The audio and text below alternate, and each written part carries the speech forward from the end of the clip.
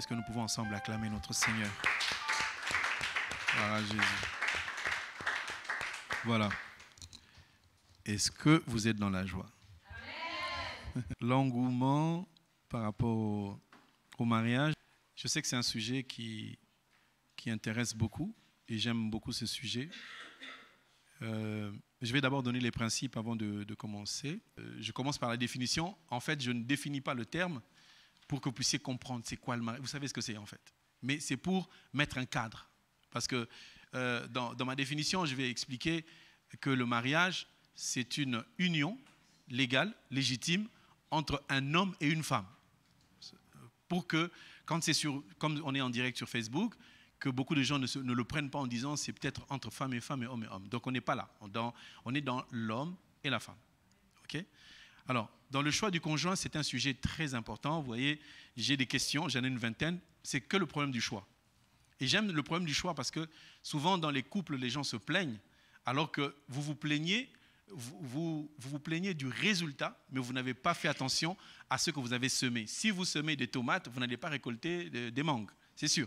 Donc, il faut vraiment qu'on parle du choix. Il y a beaucoup de gens aujourd'hui qui ont raté leur mariage parce qu'ils n'ont pas fait le bon choix. C'est quoi le choix selon la parole? Alors, le début du mariage, c'était pour expliquer à quel moment on peut dire que ces personnes sont mariées. C'est la dot, c'est la mairie, c'est l'église. Vous voyez? Donc, on va essayer d'aborder tout ça. Et je tiens vraiment à parler de ce qu'on appelle le lien du mariage. Vous êtes unis par le lien du mariage. C'est quoi le lien du mariage? Il y en a qui me disent c'est la dot. Il y a des gens qui ne donnent pas la dot. Vous voyez? Donc, on va essayer d'expliquer ces choses-là. Et enfin, on va entrer dans le couple. Je vais entrer dans le couple pour aborder des sujets que je n'ai jamais expliqués, exprimés. Parce qu'on est des enfants de Dieu.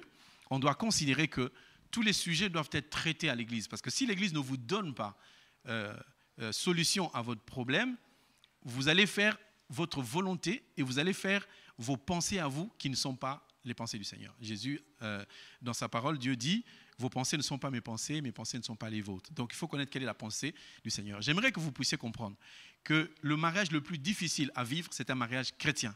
Et le mariage le plus merveilleux à vivre, c'est le mariage chrétien.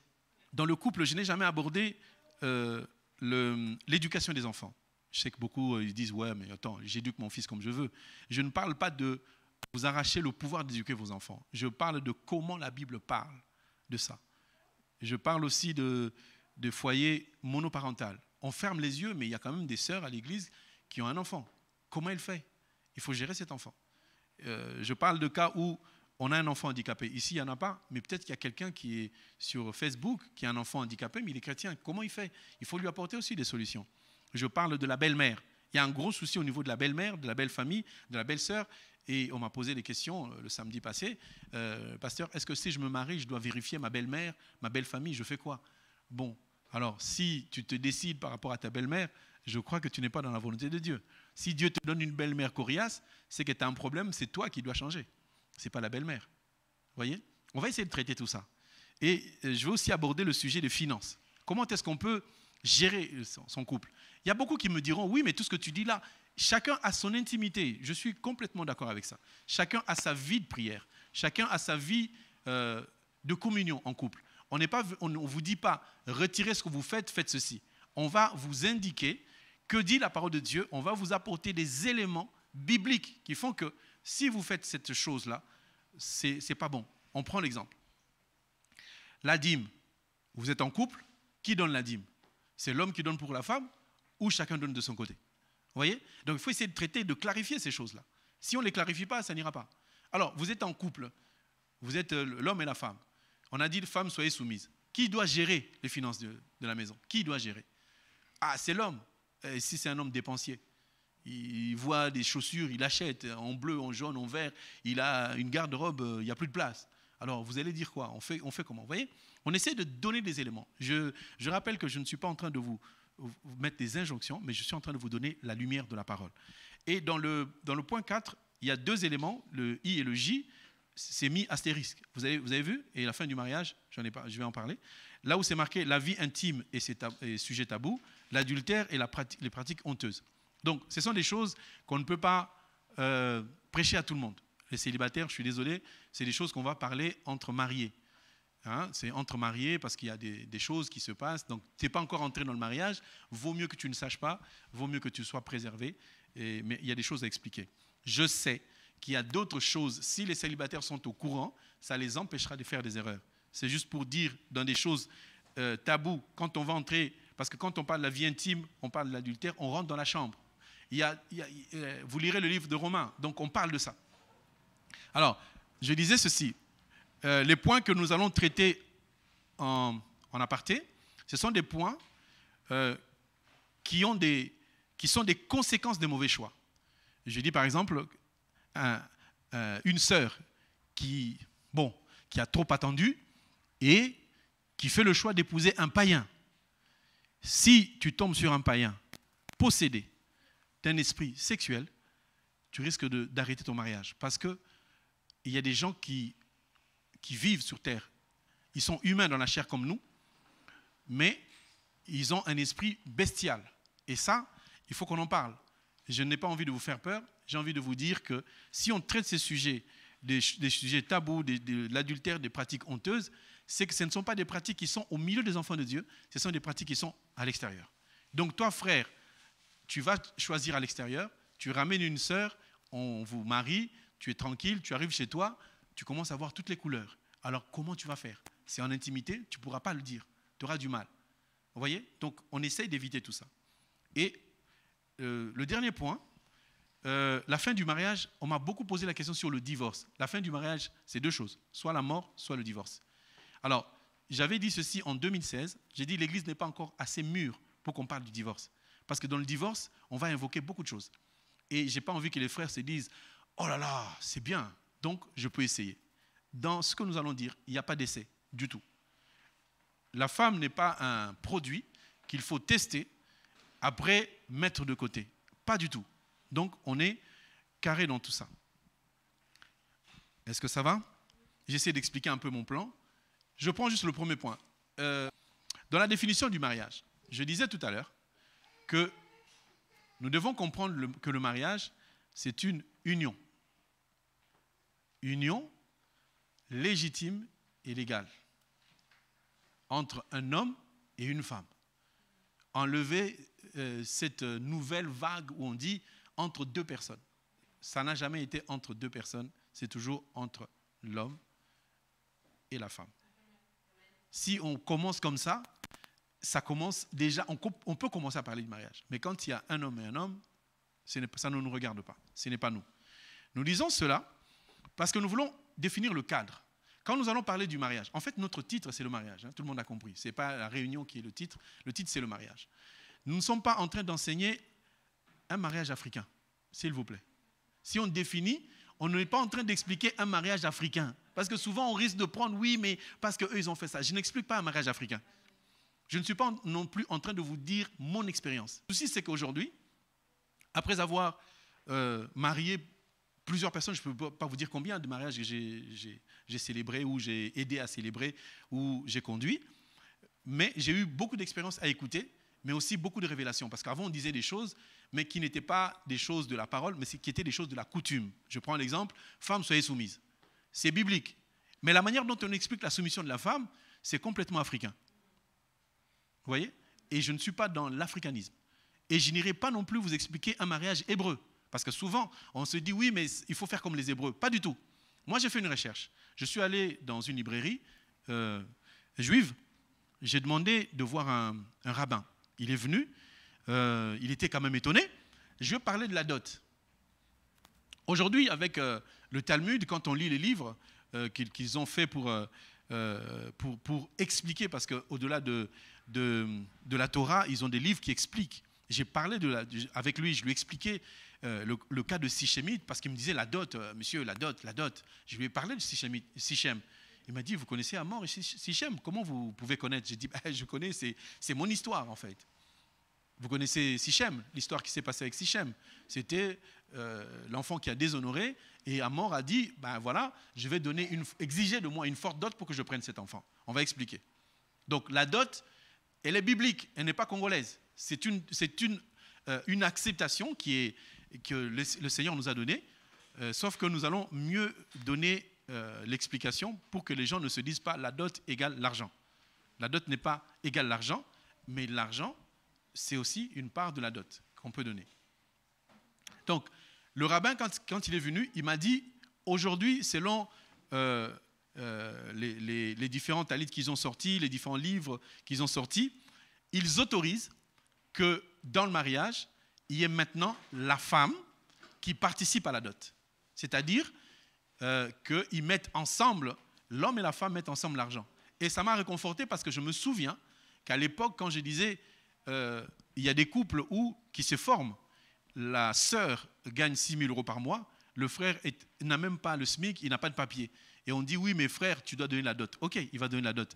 Mais s'il ne la donne pas, et comment on va faire? Vous allez rester en train de pécher. Vous voyez? Donc, je ne vais pas expliquer un mariage juif, je ne vais pas expliquer un mariage africain, je vais parler du mariage selon la parole. Est-ce que tout le monde est d'accord? Ok, voilà. On va aller à l'origine dans Genèse. Parce que si vous voulez, comme on dit, selon le monde, pour que vous puissiez comprendre, si vous voulez réparer une Mercedes, n'allez pas voir Renault parce qu'il va bricoler. Donc, s'il y a mariage, il faut aller voir qui a créé le mariage, qui a commencé. Donc, ma définition à moi, ce n'est pas pour dire, écrivez, premier point, définition, le mariage est une union. Non, non, non. C'est pour définir le cadre dans lequel nous allons évoluer, pour dire, nous n'allons pas parler du mariage congolais, nous n'allons pas parler du mariage européen, nous allons parler du mariage selon la Bible. Alors, nous sommes dans Genèse chapitre 2, verset 18. Qu'est-ce que la parole de Dieu nous dit? Vous voyez, dans le jardin, quand Dieu a créé, il n'a pas créé l'homme et la femme en même temps. Il dit, il les a créés. Il a créé l'homme et la femme, mais dans l'exécution de cette pensée, l'homme est venu en premier. Quand l'homme est venu en premier, Dieu lui a donné des tâches. Dieu lui a dit, fais quelque chose. Il est écrit ceci, Genèse chapitre 2, verset 18. L'Éternel Dieu dit, il n'est pas bon que l'homme soit seul, je lui ferai. Je ne veux pas créer, je lui ferai une aide semblable à lui. Vous voyez? Donc, le mariage n'appartient pas au monde. Le mariage n'appartient pas à la loi française ni à la loi africaine. Le mariage, c'est Dieu qui a créé. Donc, à l'origine, c'est Dieu qui a dit, il n'est pas bon que l'homme soit seul. L'homme était tranquille dans le jardin, il n'avait besoin de rien. Il ne savait même pas qu'il fallait qu'il ait une femme. Mais Dieu a dit, il n'est pas bon que l'homme soit seul, je dois lui faire une aide semblable. Donc, c'est lui qui a commencé le mariage. Dès le commencement, c'est Dieu. Ce ne sont pas les hommes. Aujourd'hui, il y a beaucoup d'hérésies, beaucoup de choses que l'on voit. Ça fait que les gens ne savent plus comment vivre. Les gens ne savent plus comment vivre. Parce qu'on a entendu des définitions. C'est quoi le mariage? C'est quand l'homme rencontre sa femme et qu'ils ont un enfant. Ce n'est pas ça le mariage. Et d'autres qui me disent, du moment qu'on s'aime, c'est le mariage. Non. J'ai dit ceci. L'union légale, l'union légitime, signifie que les personnes qui sont mariées non pas parce qu'ils ont une volonté et un désir de le faire, mais parce qu'il y a des personnes qui sont autorisées pour rendre légal ce mariage. Tu vas à la mairie, le jour de ton mariage, le maire n'est pas là, l'adjoint au maire n'est pas là, il n'y a personne, il y a la secrétaire qui laisse son poste pour venir vous marier. Est-ce que vous êtes légalement marié? Parce qu'elle n'a pas ce pouvoir, vous le comprenez. Donc légalement, il faut que ça soit quelqu'un d'assermenté, il faut que ça soit le maire ou par délégation de pouvoir, ainsi votre mariage sera acté. On est d'accord ou pas? Alors, mais pourquoi vous voulez aujourd'hui que les gens restent ensemble et que l'on dise, ouais, du moment qu'ils s'aiment, ils sont ensemble? Il faut qu'il y ait une légalité. Donc, la présence des parents est très importante. La présence des autorités est importante. Si tu vas à la mairie, il faut que ça soit le maire ou le délégué du maire. Donc, le mariage ne se fait pas en cachette. On peut se faire baptiser en cachette. On peut se réjouir, ne pas le montrer à tout le monde. Mais le mariage est quelque chose de public. Dieu a fait que le mariage doit être public. Si je dis que union légale, ça veut dire qu'il faut qu'il y ait un responsable. Dieu, quand il a créé l'homme, il a voulu que l'homme soit d'abord responsable. Dieu n'a pas créé l'homme pour qu'il puisse vagabonder. Il a dit, hey, je viens de te créer, tu dois garder, préserver le jardin et le cultiver. Alors, quand on vous dit garder, cultiver, vous voyez quelqu'un qui babacoule avec un cure-dent en train de se balader. Non, parce qu'il y a des lions, il y a des chèvres, il y a des moutons, il y a des serpents, il y a tous les animaux. Il faut savoir canaliser. Et toi, tu ne vas pas là-bas, tu restes là-bas. Parce que Dieu les a créés comme ça. Et Adam avait beaucoup de boulot. Ne voyez pas Adam en train de regarder la chèvre, de dire va à gauche, va à droite. Non, il était en train de gérer des troupeaux, il était en train de gérer des fleurs parce que des fois, les animaux peuvent faire des dégâts, ce ne sont pas des hommes. Donc, le jardin devait être nickel, propre. C'était le jardin de Dieu. Donc, avant de créer la femme, c'est l'homme qui avait toute la responsabilité du travail. C'est l'homme qui faisait la vaisselle. C'est l'homme qui faisait les ménages et qui nettoyait ses vêtements. Et maintenant, nous apprenons qu'il y a certaines personnes, lorsqu'il est fiancé, il dit non, mais que ma fiancée vienne laver mes vêtements. Frère, continue à laver tes vêtements. Il faut qu'il y ait une légalité. Oh, pasteur, maintenant qu'on nous a présenté à l'église, il faut qu'elle vienne laver mes vêtements. Non, frère, continue à laver tes vêtements jusqu'au jour où elle entrera dans ta maison. Parce qu'il faut que l'autorité légale, il faut qu'il y ait l'autorité légale. Quand vous allez à la mairie, l'autorité légale, quand vous êtes dans la famille, c'est le père. Parce que quand Dieu a créé un enfant, il doit porter le nom de son père. Et maintenant, le transfert d'autorité doit se faire au travers de la dot. Une fille ne peut pas aller s'asseoir, accepter de vivre avec un homme sans que ses parents soient au courant. Même si tu as 60 ans, il faut que tu appelles tes parents.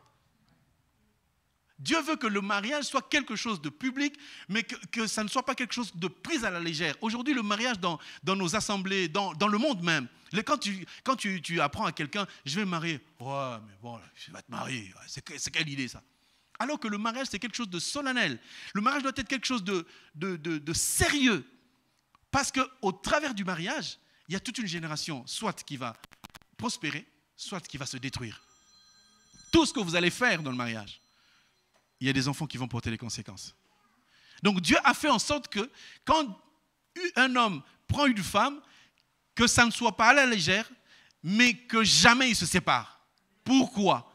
Parce qu'il a d'abord créé l'homme, ensuite il a fait la femme. À partir de quoi? À partir de sa côte. Pour montrer que l'homme a une partie de lui qui doit sortir et qui doit revenir sous forme d'une personne humaine. Donc cette personne est soumise à toi parce qu'elle est sortie de toi. On l'a amenée quelque part dans une autre famille. On l'a amenée chez un père et une mère qui l'ont élevée, qui l'ont éduquée. Elle va revenir vers toi. Donc vous devenez une seule chair parce que toi l'homme tu es la tête et elle devient le corps parce qu'elle vient du corps. Maintenant, c'est lui qui répudie sa femme. C'est lui qui dénigre sa femme. Il dénigre son propre corps. Le mariage doit être quelque chose de sérieux. C'est-à-dire que quand vous vous engagez, vous ne vous engagez pas pour tester, essayer, vous vous engagez pour toujours. Parce que vous avez été créés, homme et femme. Mais la femme, elle sort de la côte. Et j'insistais sur la dot parce que beaucoup de personnes nous prennent un peu le niveau de dire oui, mais est-ce que c'est nécessaire la dot? Je suis en train de parler de l'union légale. Pour que le mariage soit légal, il faut qu'un parent accepte. Parce que cet homme-là, il a pris le temps d'éduquer sa fille. Il a pris le temps d'éduquer son fils. Il a eu le temps de faire beaucoup de choses pour que sa fille, elle grandisse. Et toi, tu déballes comme ça, tu prends la fille de quelqu'un, tu lui fais des enfants, et tu dis, ouais, mais parce qu'elle m'aime. Non, ce n'est pas légal ce que tu es en train de faire. Tu es en dehors de la parole. Et nous disons ça aux jeunes sœurs. Tant que l'homme n'a pas donné l'argent, tant que vous n'êtes pas passé devant le maire, ou tant que vous n'êtes pas venu à l'église, cet homme-là ne doit voir ni ton épaule, ni même tes cuisses. Jamais. Parce que lorsque nous commençons par découvrir le corps de la femme, c'est fini. Les hommes sont des éternels insatisfaits. Quand il court derrière une femme, il a un objectif, il faut qu'il atteigne. Dès qu'il a vu, le mystère est fini. C'est pour cela que j'ai dit aux sœurs, faites un effort. Faites un effort, que cet homme-là ne voie même pas tes chevilles. Comme ça, il va se battre pour arriver à voir ne fût-ce que les chevilles, mais qu'il les voie dans la maison, pas avant.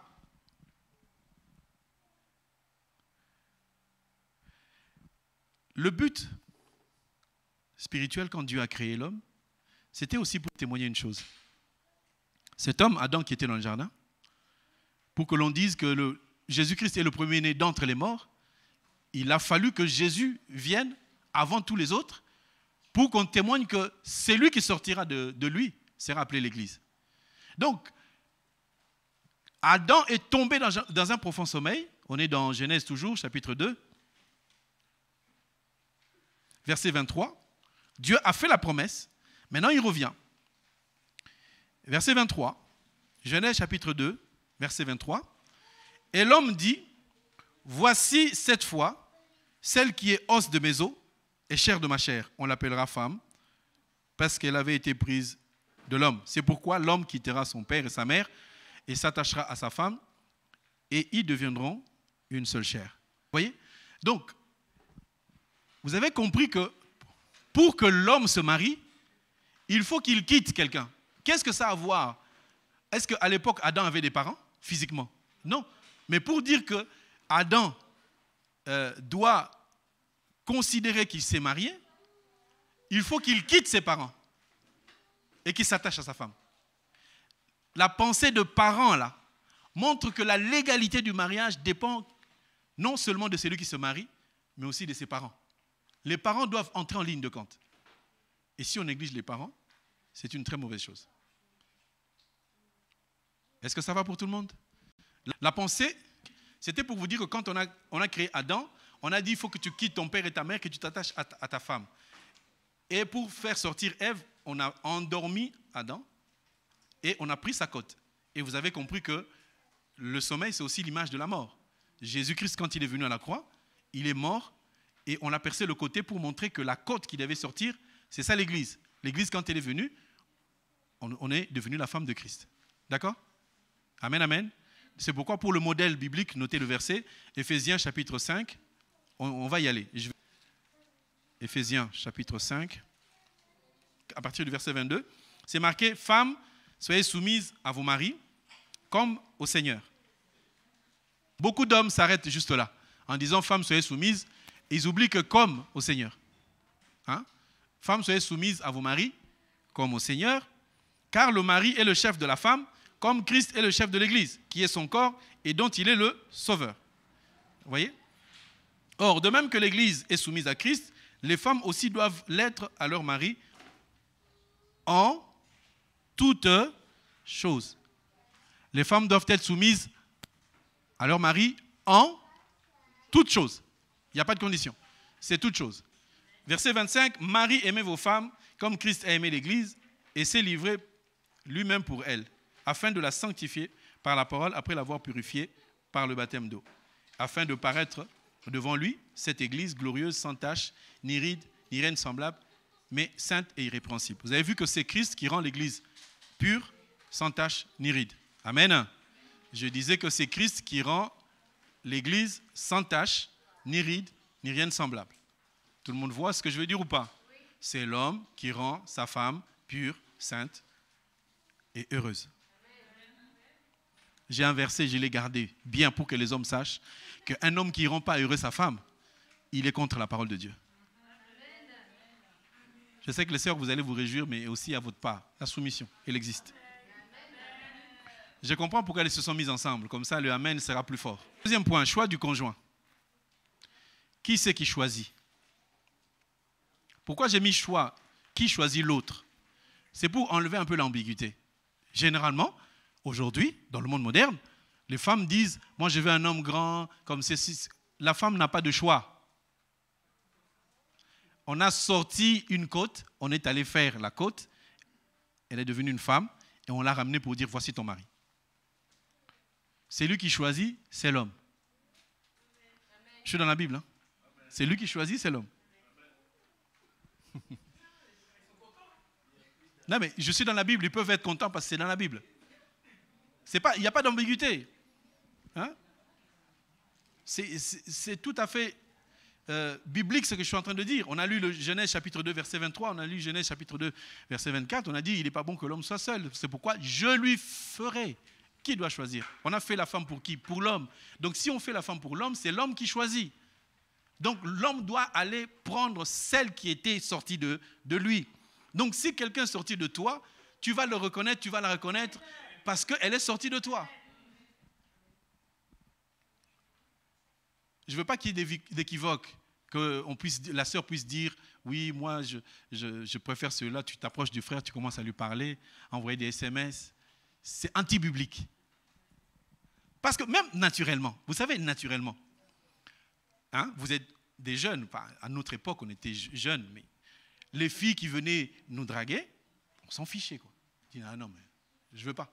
Mais la fille derrière laquelle tu cours et ne veut pas, c'est celle-là que tu insistes encore plus. C'est pour ça que je dis aux sœurs, ça c'était dans le monde. Mais aujourd'hui, cet homme-là, qu'est-ce qui lui donne le droit aussi facilement d'arriver, de te dire que je vais t'épouser, tout se passe super bien, ta mère elle est contente, ton papa, il n'y a pas d'obstacle. Non, ça ne doit pas être comme ça. Si Dieu a permis que le mariage puisse exister, c'est qu'il veut que ce mariage soit durable, qu'il soit pour l'éternité. Il n'y ait que la fin du mariage, ça soit la mort qui vous sépare, et non pas le divorce. Parce que dans l'église aussi, il y a certains qui divorcent. Il faut que ça soit la mort. Et quand quelqu'un est marié, il doit vivre le bonheur. C'est-à-dire que chaque jour, quand ton mari n'est pas là, mais tu veux qu'il soit là. Et quand ta femme, tu sais que bon, tu l'as laissé à la maison, tu parles avec les gens, mais ta tête, elle est déjà à la maison. Parce que tu sais que quand je vais rentrer à la maison, c'est le bonheur. Mais ceux qui ont fait un mauvais choix, plus il est au travail, mieux il se porte. Quand le travail se termine, tout le monde se presse à rentrer pour prendre son train. Lui dit, oh, vous êtes trop pressé, rentrez chez vous. Oh là là, il faut prendre son temps quand même. Et il n'aime pas les télétravail parce que s'il y a télétravail, elle sera là, il sera là. Le mariage, c'est un bonheur. C'est l'homme qui choisit. Alors, comment l'homme peut-il choisir? Point B. Je vais expliquer ce point. Dans la Bible, il y a 4 types de femmes. Il y a la Vierge. Tout le monde voit? 2. Il y a la femme.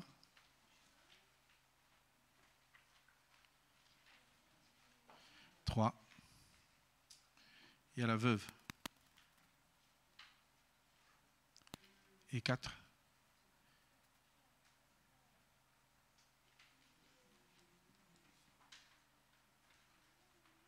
On met un E à la fin ou ça reste comme ça? Ok. Ce sont les 4 types de femmes qu'on rencontre dans la Bible. Pour faire le choix, c'est lui qui doit choisir.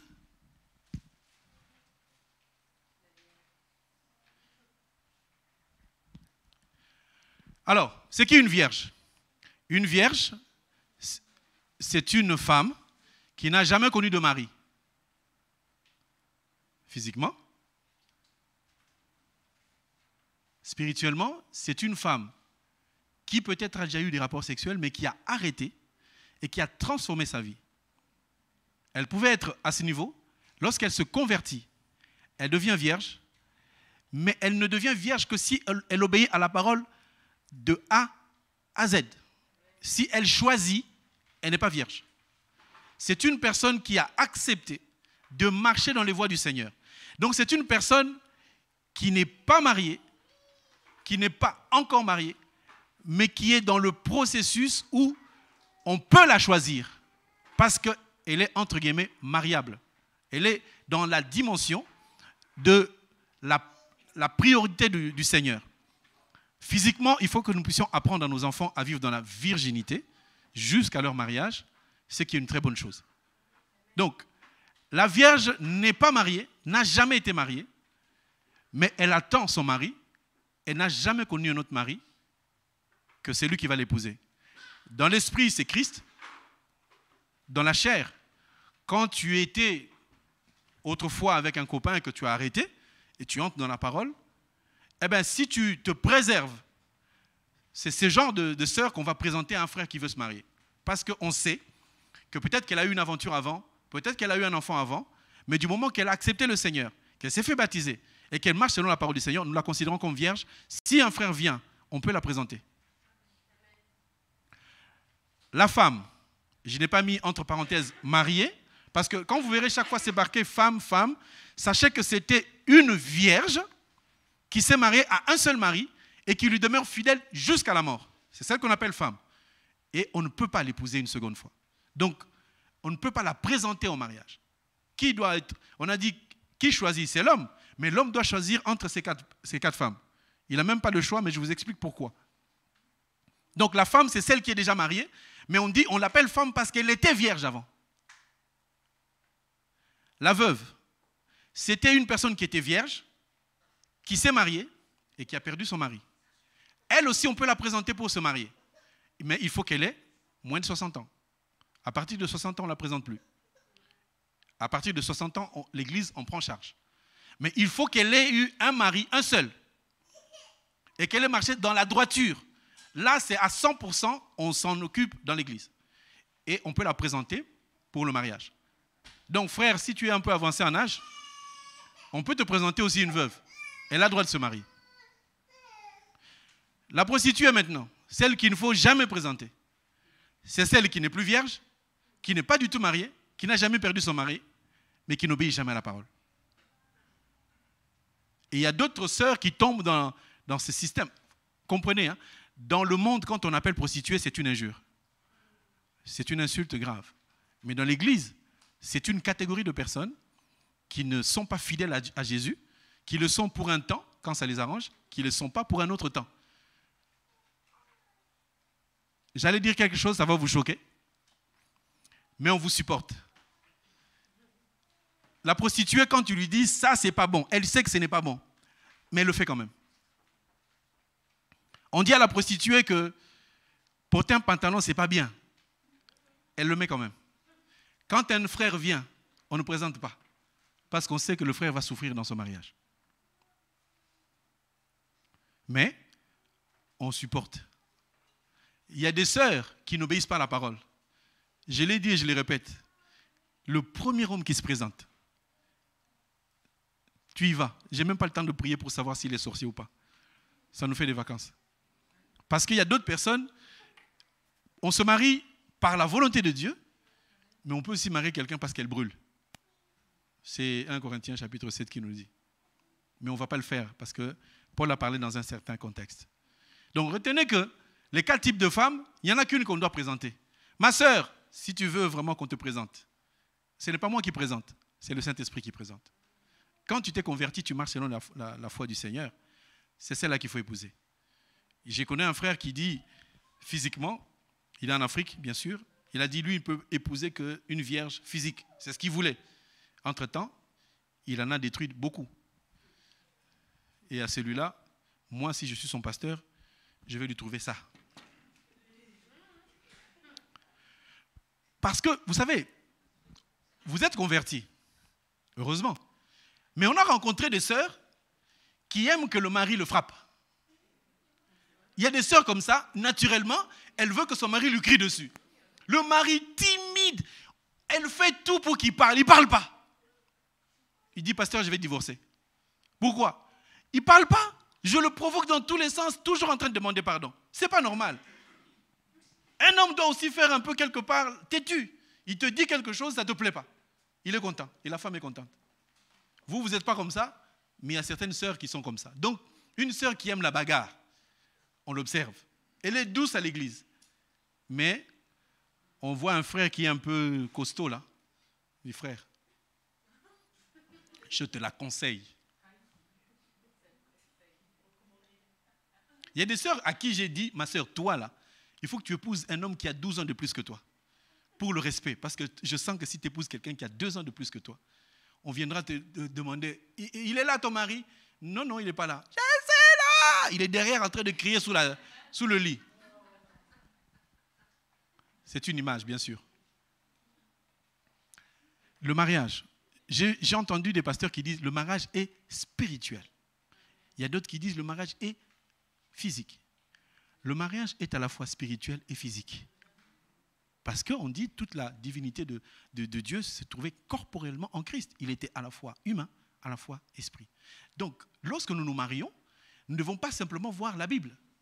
Il faut aussi savoir qu'il y a la façon de gérer. Pardon. Ah, il y a des questions déjà? Pourquoi ne peut-on pas présenter une veuve de 60 ans qui vit en accord avec la parole de Dieu à un homme? C'est simple, on va dans 1 Timothée, chapitre 5. C'est la Bible, ce n'est pas moi. 1 Timothée, chapitre 5, verset 9. Il est écrit ceci, qu'une veuve, pour être inscrite sur les rôles, c'est-à-dire sur la liste, n'est pas moins de 60 ans. Si elle a moins de 60 ans, c'est fini.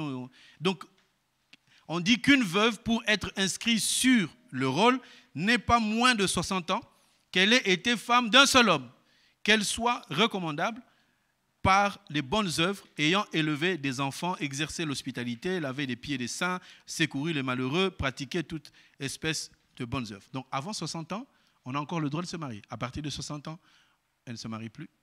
On prend en charge.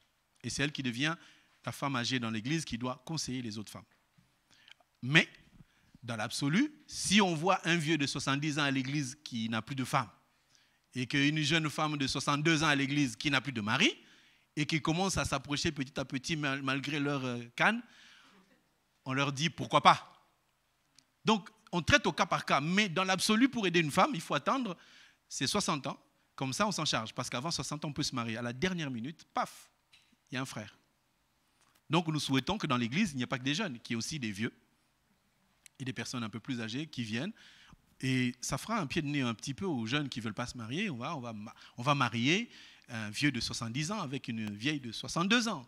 Et on viendra faire « Ouh, le mariage est bon ». Là, on a une façon de les bénir. On ne va pas leur dire « Allez-y, multipliez-vous », parce qu'ils l'ont déjà fait. Donc, il y a une autre façon de bénir. Ce n'est pas parce que l'homme doit choisir que la femme doit dire oui à son choix. C'est là qu'intervient le choix de la femme. Donc, la femme, son choix à elle, c'est par rapport aux gens qui se présentent. Si quelqu'un vient et te dit « je vais t'épouser », tu dis « non, tu ne m'intéresses pas, je veux quelqu'un d'autre ». Elle a le droit. Et que le frère n'entre pas en colère contre elle en disant « elle m'a balancé ». Il faut être dans la joie. Tu ne sais pas ce que tu viens d'éviter. Oui, parce qu'on voit toujours dans l'autre sens en disant « oui, mais j'ai voulu d'elle, elle n'a pas voulu de moi, je suis malheureux, le pauvre, je ne sais pas comment on ne m'aime pas dans ce pays ». Non. Quand une femme dit non, ce n'est pas la volonté de Dieu, peut-être que tu as évité une pipelette. On ne sait pas. Vous savez, il y a un endroit où il n'y a pas de filtre. Il y a un endroit où il n'y a pas de barrière. Il n'y aura pas d'hypocrisie. C'est dans le mariage.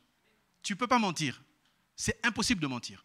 Si tu étais païen déguisé, quand tu vas te marier, on saura que tu n'étais pas chrétien. Parce que ta femme va attester que tu es un enfant de Dieu. C'est ta femme. Quand tu es à l'église en train de louer Dieu les mains en l'air, ta femme te dit « Yé, t'as là-haut ». Parce qu'il te connaît. Il sait ce que tu es. La femme, c'est la personne qui a ton grand secret. Des fois, il va te regarder. Tu veux que je parle? Tu vois l'homme qui dit, ah chérie, toi aussi. C'est quoi? Une femme qui a épousé, qui a accepté un homme menteur, mythomane. Il prend toujours sa femme à témoin. Hein chérie, c'est ça non? Et tu vois la femme qui dit, attendez, chérie, viens. Parce qu'elle n'a pas envie de dire oui ou non, mais elle sait que son mari, c'est un mytho. Même si ton mari est un menteur, tu ne le dévoiles à personne. Il ne faut jamais dire à ta sœur, tu sais quoi, mon mari, ah là là, un champion de mensonge. La sœur, elle va le prendre, c'est toi qui as parlé. Elle va dire à quelqu'un d'autre, et toute l'assemblée saura, il y a un menteur parmi nous. À éviter. Alors, vient le problème du choix. Je commence d'abord dans la Bible. Vous allez voir que c'est Dieu qui a pris la femme qui a donné à Adam. Pourquoi? À la fin, vous avez vu qu'Adam, il a dit la femme que tu m'as donnée. Et quand tu avances encore plus dans la Bible, tu vas voir que pour que Isaac se marie, c'est Abraham qui a décidé. C'est l'homme, le père plutôt, qui donne une femme à son fils. Et ça m'étonne aujourd'hui, quelqu'un se marie, il ne demande pas au pasteur. Spirituellement, c'est en réalité le pasteur qui doit te dire oui, épouse-la. Le pasteur n'est pas un Dieu. Mais quand même, le pasteur, il entend, en tant que pasteur, on doit écouter toutes les sœurs, d'une manière comme d'une autre. Et toutes les sœurs de l'église, je les connais. Leurs maladies, leurs penchants. Il y a des possessives au milieu de nous, qui s'ignorent. Mais je sais qu'un frère qui sert Dieu, mais il aime beaucoup le Seigneur. J'ai dit, cette sœur-là, elle va l'empêcher de servir Dieu. Je le sais. Mais je ne vais pas te le dire. Il y a des sœurs qui sont malades. J'ai une sœur qui m'avait dit qu'elle a le sida. Elle n'est pas ici, c'est dans notre assemblée. Je le savais. Mais le jour où quelqu'un s'est approché d'elle, je n'ai pas dit, attention, elle a le sida. Je ne lui ai pas dit. Ce n'est pas à moi de le dire. voyez? Donc, je vous explique que dans la dimension du choix, c'est l'homme qui voit une sœur de l'Église.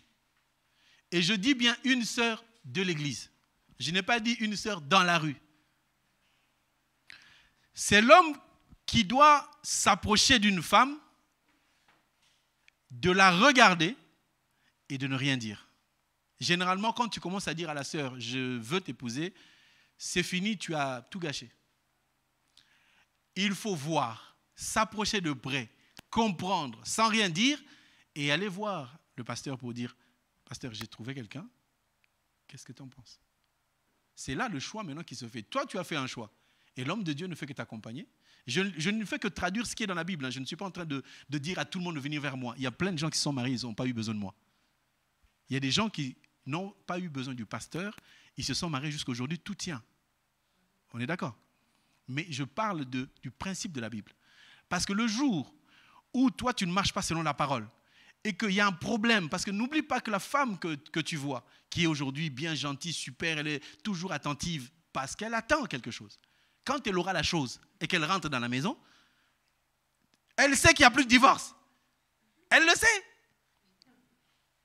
Vas-y maintenant, frappe, tu vas voir. Je dirai ça au pasteur. Toi qui modères maintenant, tu es obligé d'accepter certaines choses que tu n'es même pas en droit d'accepter parce que la femme, elle te fait chanter. Il faut faire un bon choix. Le choix, Dieu a dit ceci, je ferai une aide semblable. On retourne dans Genèse. Il a dit, je ferai, si je parle comme ça, on ne finira jamais. Parce que je vois même le temps qui passe. On est déjà à près de 45 minutes, je n'ai pas encore atteint la moitié. Alors que j'ai envie d'arriver à la dot. Jusqu'au moins minimum dot. Alors, regardez, on est dans Genèse chapitre 2, verset 18. L'Éternel Dieu dit, il n'est pas bon que l'homme soit seul.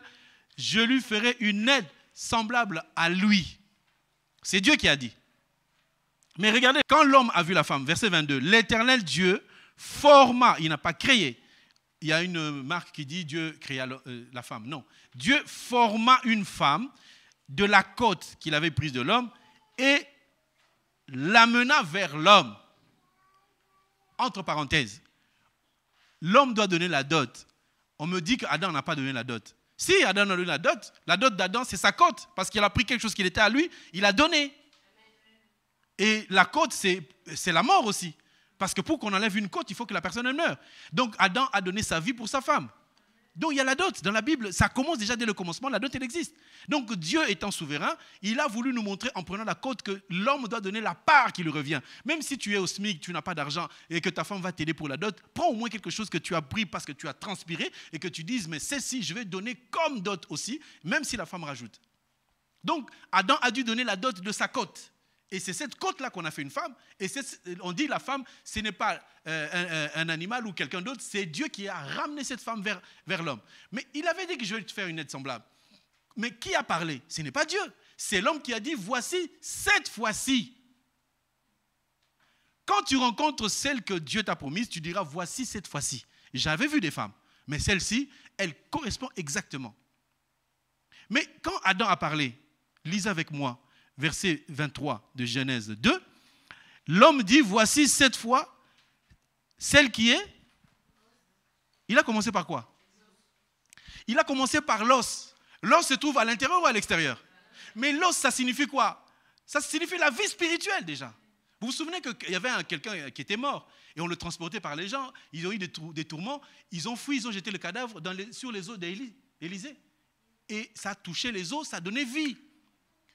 Donc, si tu choisis une femme qui est d'abord os, mais tu auras la vie. Parce qu'elle aura l'os, c'est la parole de Dieu. Tu vois un homme qui regarde une femme parce qu'il a vu une partie de ses cuisses, il dit, oh, mais Seigneur, c'est celle que je veux. Tu as aimé les cuisses. Il y a beaucoup de frères dans les assemblées, ils n'ont pas aimé une femme. Ils ont aimé les yeux, ils ont aimé les cuisses des femmes. Surtout avec votre décolleté plongeant, il plonge dans le décolleté. Et il commence à dire, Seigneur, c'est ma femme. Non! Il y a des gens que je vois au bureau, là, frère, tu es sûr que tu vas te marier? Je vous ai raconté l'histoire du frère. Il a raté de préparer son pondouche, son fumbois. Il a attrapé la diarrhée et il est venu me dire, pasteur, il faut que je me marie parce que je n'arrive pas à préparer. Je n'arrive pas à laver mes vêtements. Je dis, mais tu n'as pas besoin d'une femme, tu as besoin d'une bonne. Et un homme comme ça, quand il va se marier, on n'aura que des soucis. Les sœurs, je vous parle à vous. Vous savez, un homme, quand il te regarde, il regarde ta poitrine, il regarde ton corps. Il oublie que tu as une âme, tu as un cœur qui bat au sein de toi. C'est ça que les frères n'arrivent pas à comprendre. Une femme, ce n'est pas qu'un objet, c'est un être humain. Tu prends, on vient vers toi, il te dit, chérie, je ne dors pas à cause de toi. Mais depuis 40 ans, il dormait. Hein? Et toi aussi, tu dis, tu as entendu? Il ne dort plus à cause de moi, oh là là, quel amour! Des escrocs. C'est pourquoi je dis aux frères, quand tu vas aller demander la sœur en mariage, ne fais pas un poème. Ne fais pas de poème. Oh, tu sais, quand je te vois passer, on dirait un ange. Laisse. La seule façon, l'unique façon, on ne drague pas à l'église. Ce ne sont pas tes mots qui vont faire qu'il va être séduit. Oh là là, qu'est-ce qu'il parle? Non. Quand tu vois un frère faire la poésie, tu dis, pasteur, je n'ai pas besoin d'un poète.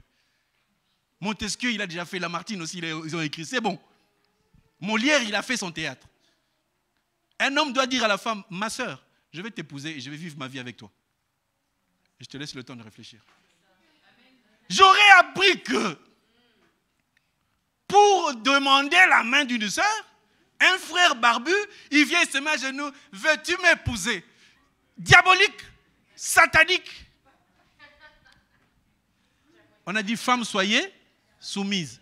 Quand toi, l'homme, tu te mets à genoux devant ta femme, c'est pour montrer quoi? C'est le romantisme. Tu es en train de montrer déjà que dans ce couple-là, c'est elle qui va monter sur ma tête et moi, je serai soumis. Tu seras ma femme. Je viens de le dire.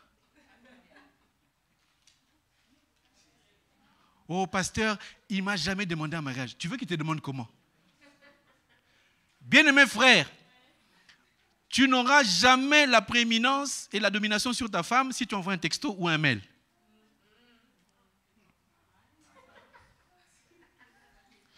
L'homme est lié par ses paroles. Je vais t'épouser, tu seras ma femme. Et j'ai un projet pour toi. Je te laisse le temps de réfléchir. Oh, mais pour qui se prend? C'est comme ça qu'on parle à une femme. Je te parlerai avec délicatesse quand tu m'appartiendras. Dans ma maison, tu verras que je suis galant. Mais avant cela, tu dois subir d'abord l'humanité que je suis. Parce que tous ces hommes qui viennent développer, déployer leurs talents devant une femme, ils sont faibles. Qu'est-ce que tu as démontré à ta femme? Elle ne va pas t'aimer, elle va aimer ce que tu es en train de faire. Moi, je vous dis, je faisais exprès de m'habiller très mal. Comme ça, celle qui va m'aimer, va aimer mes vêtements coloriés là. Mais je cachais quelque chose qui était en moi parce que je savais que j'étais fragile. Je l'ai caché. Et les hommes aujourd'hui, il est habillé tout le temps comme si c'était la fête de la fin de l'année. Pour aller visiter une sœur, il va louer une voiture neuve pour aller. Mes frères, non! Il faut aller à pied. Avec un jean, pas troué mais quand même. Des chaussures quelconques. Des baskets s'il le faut. Pour que cette femme apprécie ce que tu es à l'intérieur, plutôt que tes clés en train de... Ils sont où mes clés? Je cherche ma voiture. Tout ça pour impressionner la sœur. Et vous les sœurs, oh, il a une belle voiture. Tu marcheras à pied avec moi d'abord. Souffrons ensemble. Vous n'aimez pas souffrir. Non, il n'y a pas de voiture. Je vais commencer à marcher. Marche avec ton mari. Ça va t'aider à maigrir un peu avant le mariage. Le choix, bien aimé. Ce qui nous tue dans beaucoup de mariages, c'est le choix. Beaucoup de frères choisissent la femme qui scintille. Tu vois, dans l'église, il y a souvent des femmes qui sont comme ça, là. Elles brillent. Un vrai frère, quand une femme brille trop, ah, c'est pas pour moi. Ah non. Parce que tu risques que quand tu seras marié avec elle, elle va te dire, chérie, toi tu traînes beaucoup à l'église, 18h tu es encore là. Tu me suivras à la maison. Et tu fais vite, sinon ce soir tu n'auras pas à manger. Il y a des femmes comme ça. Hein? Vous connaissez l'histoire du jogging? Faites attention au jogging. C'est ça, le 4e point. Les sœurs, faites attention au jogging. Voilà. Ceux qui ne savent pas, ça c'est leur problème.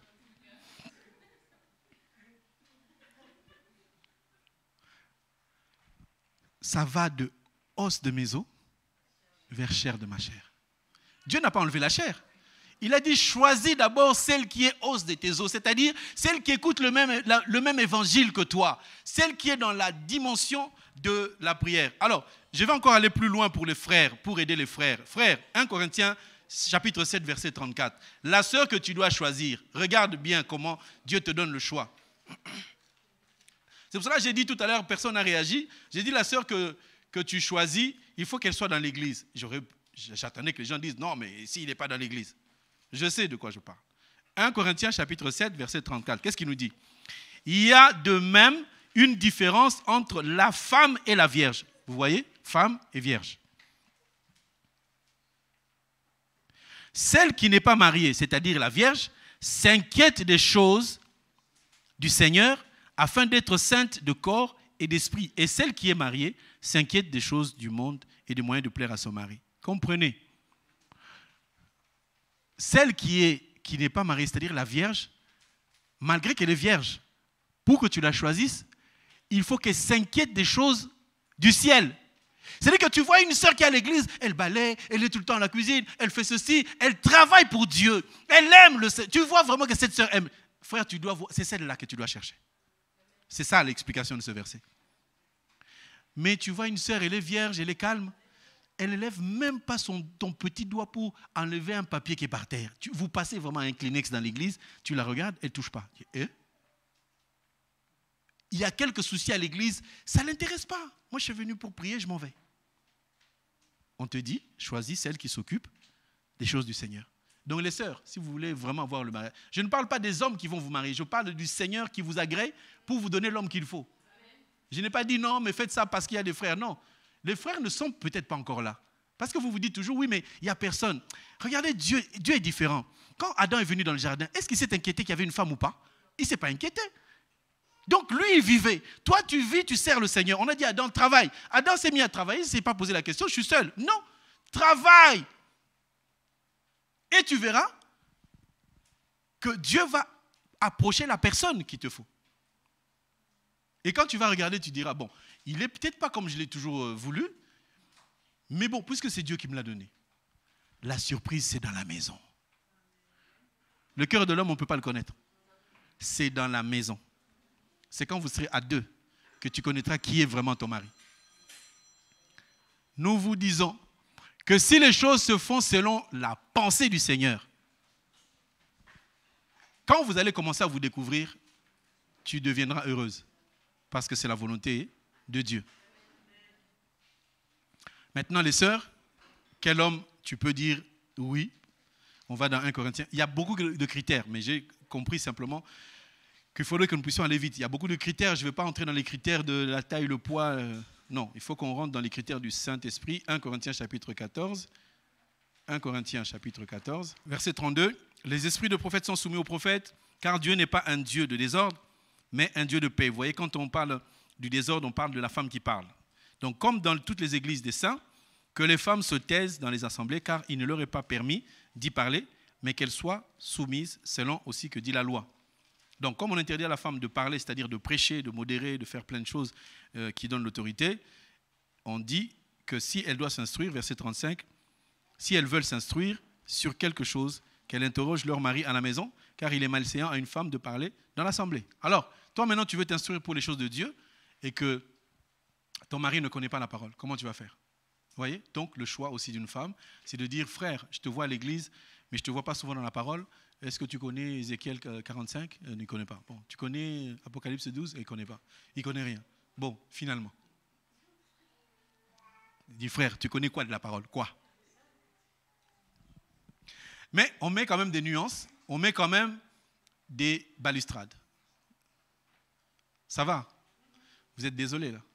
Parce que la plupart des modèles qu'on me ramène, le frère, même un verset, tu dis, Dieu a tant aimé le monde, il se trouve où? Il ne sait même pas. Il ne sait même pas que c'est dans la Bible. Ah, c'est dans la Bible, hein? Ah ouais, c'est dans la Bible. Il y a des frères ils ne connaissent pas parfaitement la parole. Ils ne sont pas profonds dans la parole. Mais en tant que pasteur, je vois bien que cet homme, il a une volonté. Je partageais avec des sœurs, je leur disais que quand un frère vient me voir pour me dire « j'ai vu une sœur dans l'église, je vais l'épouser », ce frère-là, je le teste de toutes les manières. Je peux l'inviter à 13h et il vient m'attendre de 13h à 15h, je ne suis pas là. Ah oui, s'il veut une femme, s'il veut épouser quelqu'un, on va voir sa patience. C'est trop facile. L'homme qui vient et il trouve ses parents. Vous savez, quand une femme a beaucoup duré dans le célibat, la maman, elle n'a qu'un désir. Oh, ma fille, je n'aurai pas de petite fille, petit-fils, j'ai besoin. La mère, elle agit avec le cœur, nous agissons avec la parole. Parce que notre but, ce n'est pas de vous caser, mais que vous soyez mariés selon l'Écriture. Est-ce que tout le monde comprend ça? Et que nous ayons des mariages heureux. Il faudrait que l'homme qui vient pour se marier, qui sache aussi que ça ne sera pas aussi facile.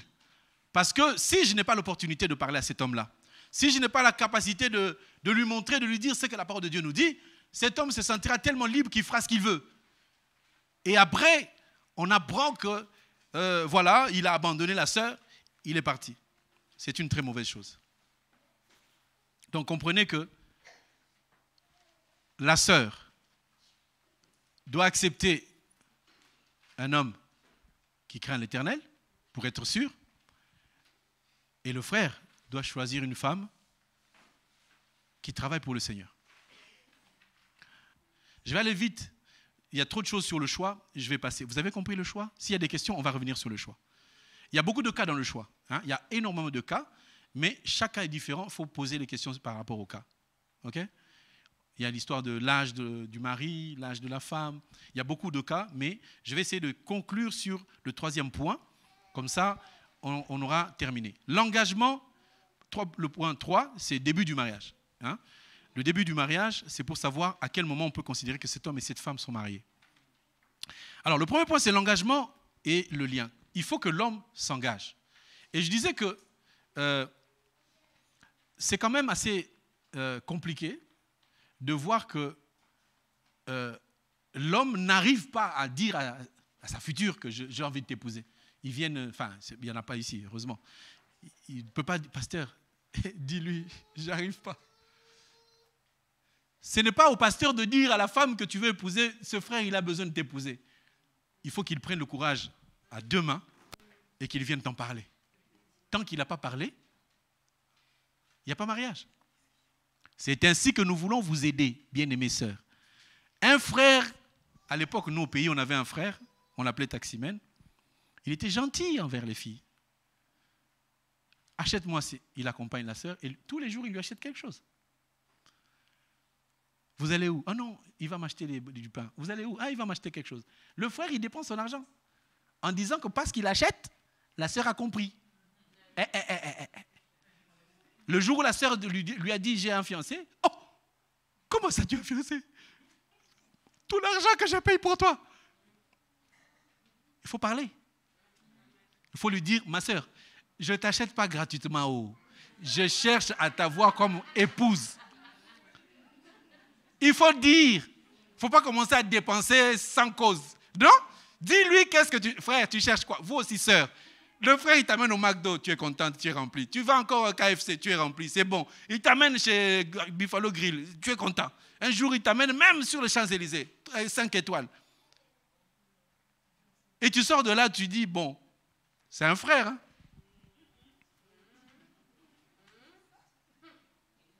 Frère, tu veux quoi? Il n'a pas parlé? Tu as le droit d'aller épouser quelqu'un d'autre. Nous sommes d'accord ou pas? C'est malhonnête, mais c'est comme ça. Donc, l'engagement consiste à ce que le frère doit d'abord déclarer ce qu'il veut. Et évitons d'aller à gauche, à droite, que tu as des beaux cheveux. Laisse ces cheveux tranquilles. Dis la chose que tu veux quoi? La poésie, c'est dans le couple, pas avant. Et c'est pour cela que nous disons ceci. Ce que tu lui as dit en secret, nous, on aimerait que tu le dises devant tout le monde. Donc désormais, On va poser la question au frère. Frère, est-ce que tu acceptes de prendre cette femme en mariage, de la chérir, de mourir pour elle, de s'occuper d'elle, de sa famille, de ta belle-mère? Parce qu'il y a un problème de belle-mère. Il y a un gros problème de belle-mère. J'ai beaucoup de questions ici où on parle de la belle-mère. Je ne sais pas ce qui se passe avec la belle-mère, mais il faut qu'on trouve une solution. Vous vous imaginez que des païens, à la mairie, ils posent la question, non? Monsieur, acceptez-vous de prendre pour épouse la personne ici présente? Tu entends le frère qui dit oui. Madame, acceptez-vous de prendre pour époux? Oui! Alléluia! On est content. Vous êtes liés par cette parole-là. C'est la parole qui vous lie. Alors les frères, je t'aime, il faut arrêter. Il y a des je t'aime qui se baladent. Tu vas chez une sœur Julie, tu lui dis je t'aime. Tu vas chez Marceline, je t'aime. Ton je t'aime dans l'église circule chez toutes les sœurs. Le frère ne fait pas poum poum poum, c'est toi que je prendrai. Non. Tu as un goût, tu as une qualité et tu dis c'est celle-là. Et si tu viens me voir, je dis frère, non. Toi tu es poids 12, pas elle. Elle fait poids 15. Elle va t'avaler dans ton couple. Le but du couple aussi, c'est de vivre en harmonie. Ce n'est pas parce que vous êtes enfant de Dieu que vous allez vous entendre. Ce n'est pas la parole qui va vous faire vous aimer l'un l'autre. Non. Il y a des critères spirituels, oui, mais aussi des critères physiques. Vous allez parler de quoi? Vous allez vous raconter quoi à deux? Mais si un frère a la capacité de quitter son piédestal parce qu'il a fait des longues études et de se rabaisser au niveau de sa femme, on ne verra pas la différence.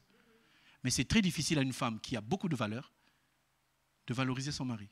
C'est plutôt compliqué. Parce que la femme va toujours réclamer « je suis une femme, je suis une femme, je suis une femme ». C'est pour ça que nous demandons à ce que le frère soit costaud et qu'il puisse s'engager. Nombre chapitre 30. Verset 3. Lorsqu'un homme fera un vœu à l'Éternel ou un serment pour se lier par un engagement, il ne violera point sa parole, il agira selon tout ce qui est sorti de sa bouche. Donc, quand tu dis que je vais t'épouser, c'est pour cela qu'on dit toujours qu'il faut enregistrer. Tu as dit je t'aime, je vais t'aimer, je vais te prendre en charge, je vais te donner le bonheur, tu vas vivre dans le bonheur. Tout ça c'est super, mais tu es lié par ces paroles et tu dois honorer. Donc, le lien du mariage, ce n'est pas la mairie, ce n'est pas la dot, mais c'est les paroles que tu as prononcées, pour lesquelles la mairie vous a lié, pour lesquelles l'Église vous a béni. Donc, il faut que tu parles. C'est un parjure. Verset 4 maintenant. Lorsqu'une femme, dans sa jeunesse, et à la maison de son père, fera un vœu à l'Éternel et se liera par un engagement. Regardez verset 5. Et que son père aura connaissance du vœu qu'elle a fait et de l'engagement par lequel elle s'est liée. Si son père garde silence envers elle, tout vœu qu'elle a fait sera valable. Et tout engagement par lequel elle sera liée sera valable. Mais verset 6. Mais si son père la désapprouve, le jour où il en a connaissance, tous ses vœux et tous les engagements par lesquels elle s'est liée n'aura aucune valeur et l'Éternel lui pardonnera parce qu'elle a été désapprouvée par son père. Alors, j'explique. Vous avez vu que quand un homme va voir une femme, il n'y a pas son père. Amen.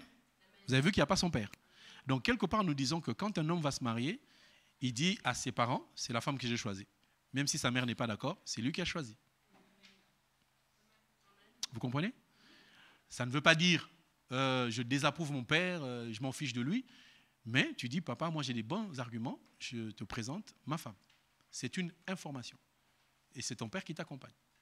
Souvent, on a des conflits en Afrique où nous, par exemple, moi j'ai eu la recommandation de mes parents, je ne peux épouser qu'une balouba, c'est-à-dire quelqu'un qui est de ma tribu. Or, je sais que la tribu d'où je viens, c'est une tribu hyper compliquée, avec trop de lois, et je n'aime pas ces lois-là parce qu'elles ne sont pas bibliques. Donc, j'ai transgressé la loi morale de mon père, mais j'ai affranchi ma vie par rapport à leur vie à eux. Et j'ai fait ce que Dieu m'a dit. Je suis un homme, j'ai pris un vœu, j'ai dit je vais prendre ma femme et je vais la rendre heureuse toute ma vie. Eh bien, je l'ai fait. Je n'ai pas eu besoin de leur avis. Ils ont dit, tu prends le risque, on ne t'accompagne pas. Ben, je dis, très bien, j'y vais. Je ne demande pas la rébellion. Je demande à ce que les gens comprennent que quand l'homme décide, c'est toi qui décides, ce n'est pas ta mère. Mais si un frère ne s'est pas encore retiré de sa maman, qui ne se marie pas. Parce que si tu rencontres un homme, quand il parle, chaque fois, il fait référence à sa maman. Moi, ma mère, moi, ma mère, moi, ma mère. Sache que tu ne décideras rien dans ta famille. Samedi passé, j'étais avec la sœur. Elle est blanche. Moi, je croyais que ces choses, c'était chez nous. Elle est là, peut-être Rachel, si elle peut m'écouter. Elle m'a dit ceci. Son ex-mari était très attaché à son père, à sa mère. Donc, il décidait des choses à deux. Il prenait des engagements avec sa mère et il informait sa femme. Ça, c'est de l'abomination. Quand tu quittes tes parents, tu ne les quittes pas en disant « je ne parle plus à mes parents », mais toutes les décisions de ta vie, c'est toi qui prends, toi et ta femme. Point barre. Ça m'a vraiment choqué de voir qu'au niveau de l'Europe, l'amour qu'a un garçon envers sa mère fait que son mariage ne tient plus. Ça, je posais la question plusieurs fois. Tu es sûr? Il m'a dit oui. C'est que son mari, quand il sortait, il allait d'abord voir sa mère, demander l'avis de sa mère pour dire « Maman, je vais acheter ce pantalon-là. Est-ce que ça te plaît ?»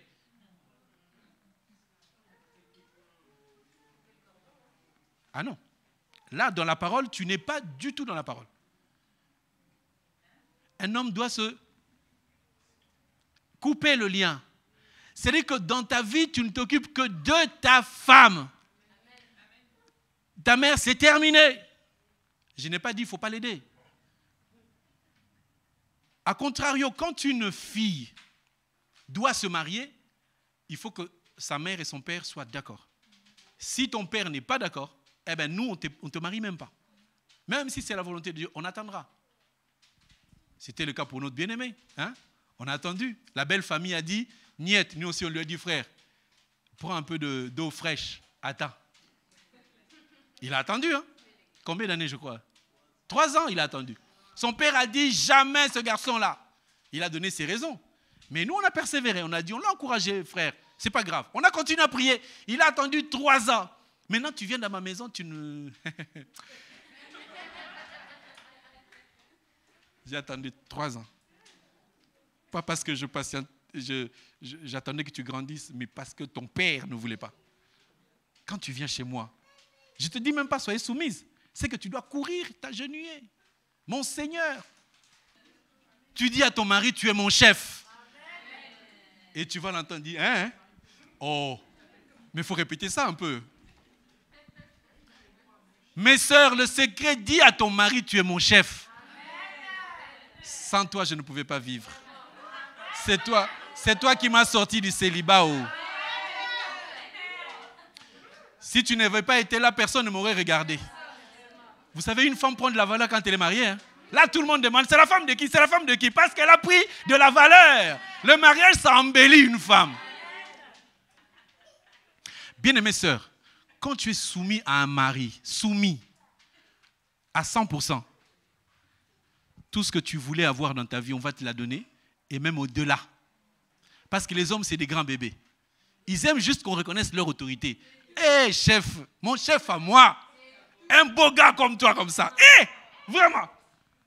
Je ne sais pas comment tu m'as trouvé alors qu'il y en a plein. Ah, tu es mon chouchou. Tu es mon canard.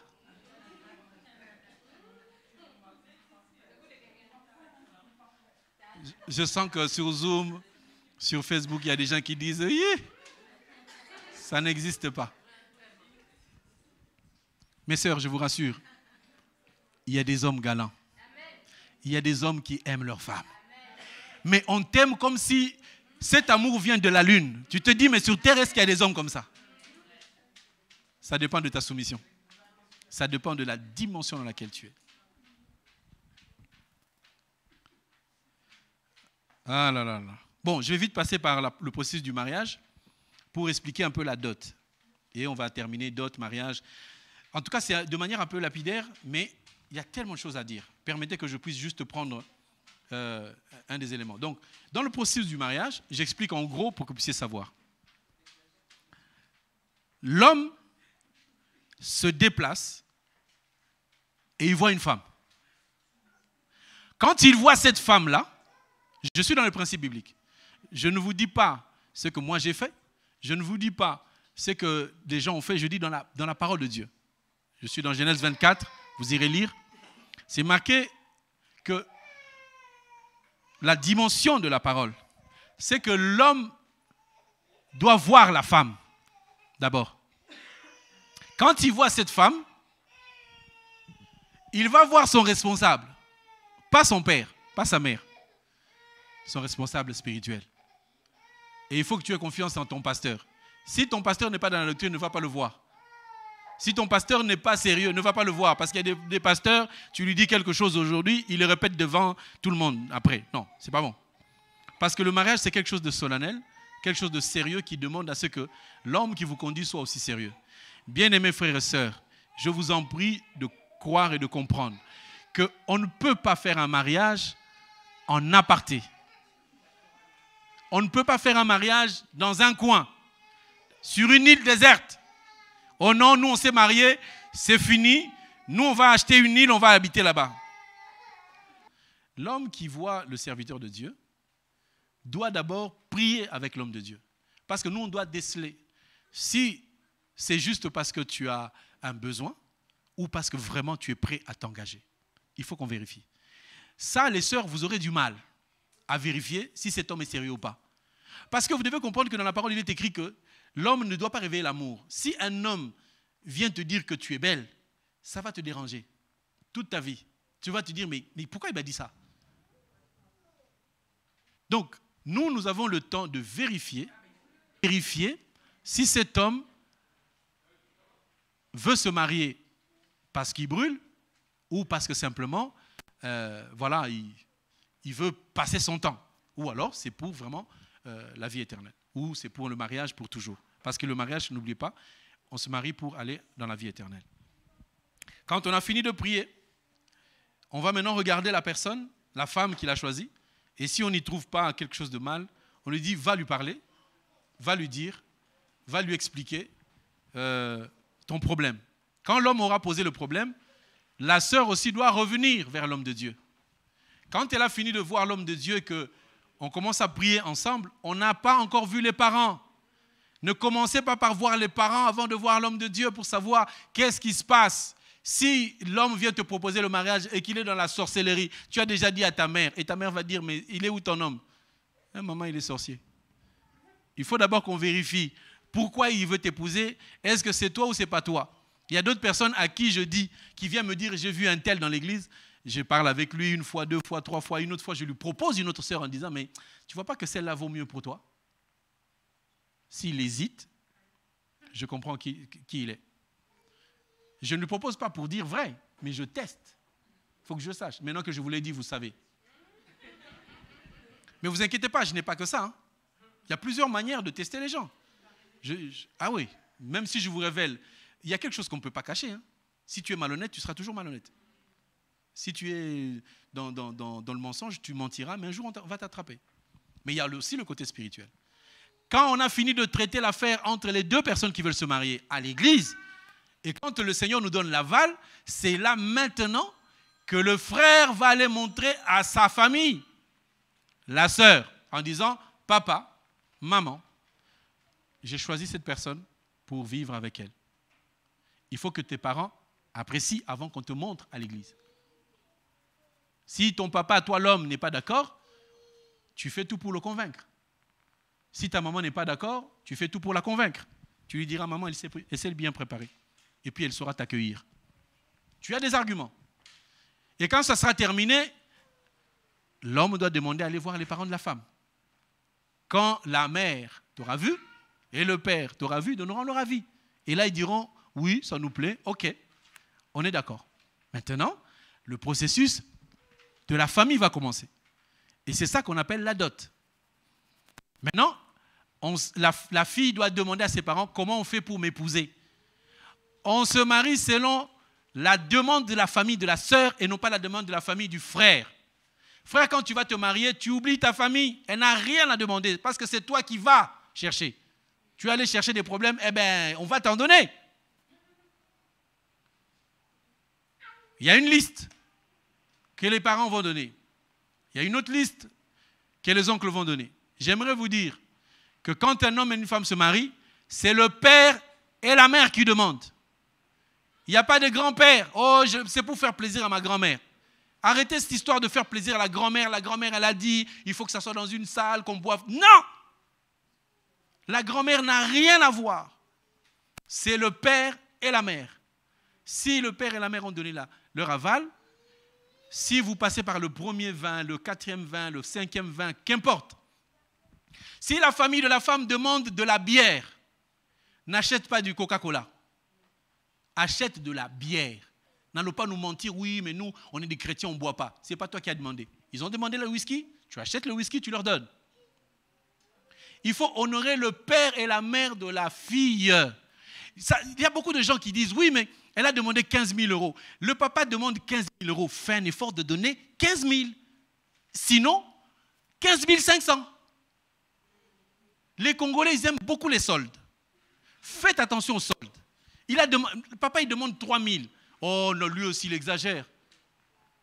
Ouais, mais on va lui donner 1 500. Cet homme-là, il a prononcé une parole, il t'a dit 3 000. Donne-lui 3 500, donne-lui 4 000. Ne donne pas moins, parce que tu es lié par la parole de cet homme-là. N'allez pas négocier On m'a posé la question, est-ce qu'on peut négocier la dot? Je vous l'ai toujours dit, je vais le répéter, ne négociez jamais la dot.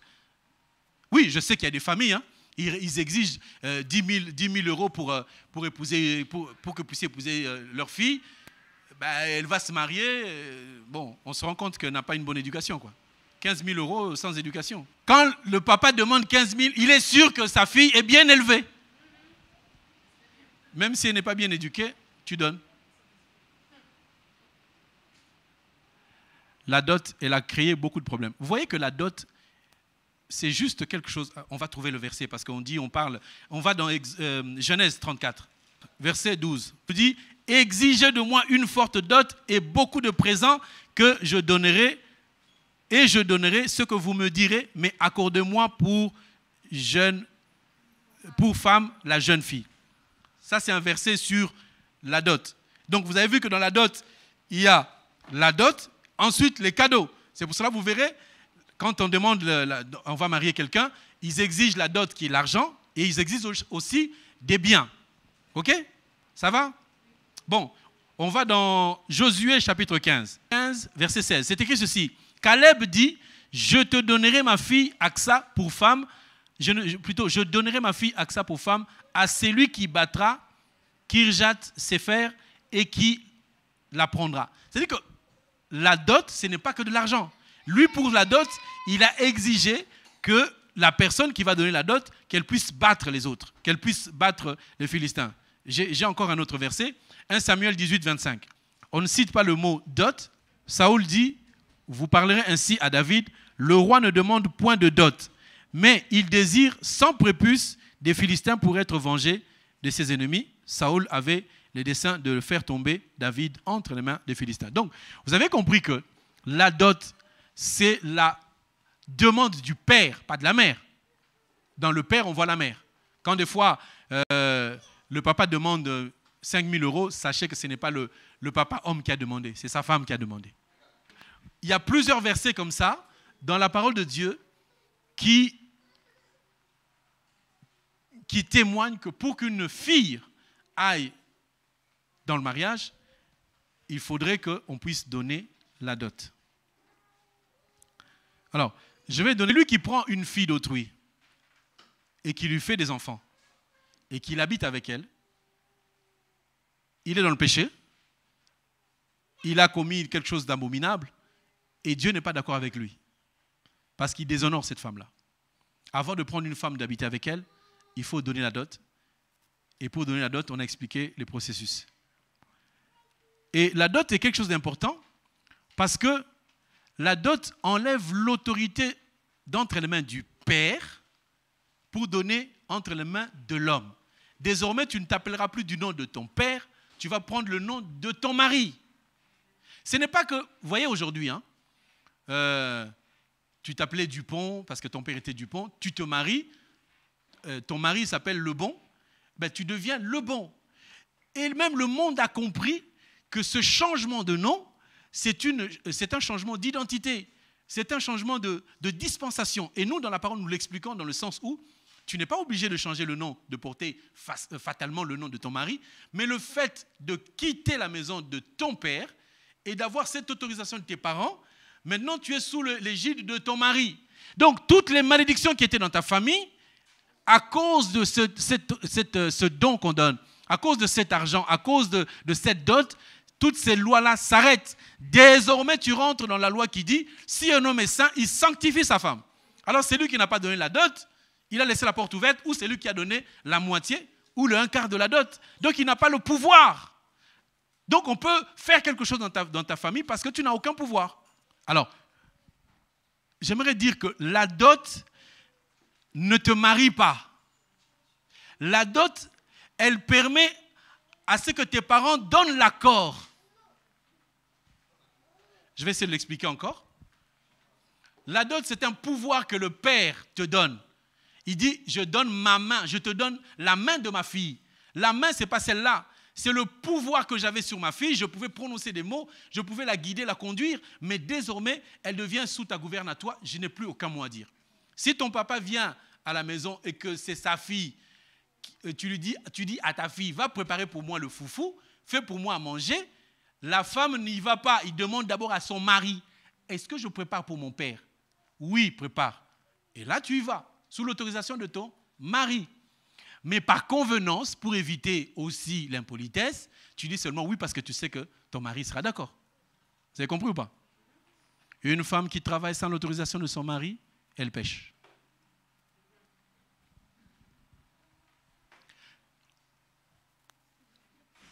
Je commence à rentrer dans la vie du couple alors qu'on n'y est pas encore. Mais bon, c'est comme ça. Comprenez que l'autorité du mari t'épargne de beaucoup de mauvaises choses. Mais il faut que cet homme, avant qu'il te prenne en mariage, il faut qu'il pose un acte. C'est-à-dire, il te parle, ensuite il va dans ta famille, il donne tout ce qu'on lui a demandé sans soustraire. Au contraire, il faut rajouter. Parce que dans beaucoup de choses, ce sont des lois coutumières. On te fait un piège, on te dit, donne 1 000 €, 1000 seulement. Moi, dans ma coutume, on ne demande pas beaucoup d'argent, mais on te dit, donne ce que tu as donné. C'est un piège. C'est un piège. Après, selon Matthieu 22, verset 21, à César ce qui est à César, nous allons à la mairie, ce n'est pas contre la parole de Dieu. Nous allons à la mairie aussi pour éviter certaines choses. Parce qu'il y a beaucoup de divorces. Vous savez, il y a des humains. On croit qu'il est chrétien, mais il vient à l'église parce que ça fait bien. Mais le jour où il en a marre de sa femme, il va demander le divorce. Bien aimé, on ne divorce pas comme ça. Toi aussi, femme, l'homme te dit, bon, je divorce avec toi, tu dis, hey, je m'en vais. Non, tu lui dis, non, non, non, non, non. Pourquoi tu veux divorcer avec moi? Ça ne va pas, on arrange. Si ça ne va pas, on appelle le pasteur. Il ne faut pas divorcer par un coup de tête. L'homme, il a fumé, je ne sais pas quoi, il a bu, et il vient, il te dit, non, mais tu n'es pas la femme de ma vie. Depuis quand? Il faut savoir que l'histoire du mariage, ça peut créer des désordres. Un homme peut devenir malheureux toute sa vie parce qu'il a prononcé des paroles contraires à ce qu'il avait dit à sa femme le jour où il l'a rencontrée. Tu commences à faire souffrir un enfant d'autrui. C'est ta femme, d'accord. Mais il ne faut pas la faire souffrir. Il y a des gens qui... Vous n'avez pas vu des hommes qui meurent avant? Pourquoi? Il fait souffrir sa femme. Il n'a pas un mot, même pas un mot doux. Ta femme, c'est une fleur. Il faut savoir lui parler. Oh chérie, comment tu es jolie aujourd'hui. J'ai beaucoup aimé comment tu habilles. Oh là là là là. Mais franchement, je comprends pourquoi mon cœur a été brisé. Et là, il s'est dit, hein? Un homme doit rendre sa femme heureuse. Quand elle est là, elle parle que de toi. Oh mon chéri, à cette heure-ci, où est-ce qu'il est? Oh mon chéri, toi aussi avec ton chéri, on a compris. Il faut que les gens soient fatigués de ton chéri. Mais toi, n'arrête pas. Parle de ton homme tout le temps, tout le temps. Mon mari sait faire ça. Hein? Et mon mari, on va t'appeler mon mari. Mais ce n'est pas grave. Mais parce qu'un homme doit rendre une femme heureuse. Quand son mari frappe à la porte, elle-même dans son cœur, elle ne sait plus quoi lui donner. Oh chéri de mon cœur. Aujourd'hui, est-ce qu'il y a encore des bisous? Il y a une crise de bisous chez les Africains. Mais même pas une crise. Un désert.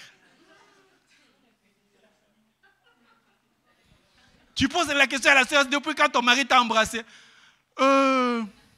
C'était quand? Je répète, un homme doit rendre sa femme heureuse. Ah non, les bisous, c'est pas le... Non, n'exagérez pas. On veut vous rendre heureuse, mais bisous, bisous, épargnez-nous.